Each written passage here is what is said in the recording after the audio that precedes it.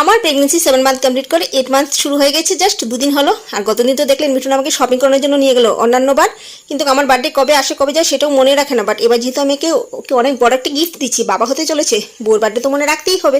তার জন্য বললাম এই যে দেখুন এই বেবি বাম্প নিয়ে আমি বারবার শপিং করতে যেতে পারবো না বাপু, আর 1 মাস পরে তো পুজো, আমাকে একেবারে পুজোর ড্রেসটাও কিনে দিতে হবে। তো এই ড্রেসটা, এই যে দেখুন এই কুর্তিটা কিনেছি আমার বার্থডে পারপাসে। কালারটা কীরকম হয়েছে বলবেন, আমার কাছে তো বেশ ভালোই লেগেছে। আর এই যে লং ড্রেসটা, এটা কিনেছি পুজো পারপাসে। কালারটা এত সুইট না বলুন, আর কাপড়টা এত ভালো কি বলবো, খুবই খুবই সুইট একটা ড্রেস। আমার তো ভীষণ ভীষণ ভালো লেগেছে। কেমন হয়েছে আপনারা জানাবেন। তারপর আপনারা বলবেন যে নিজের জন্য কিনেছো, মেয়ের জন্য কিছু কিনুনি। না না বাপু, এরকম কি করে হতে পারে বলুন।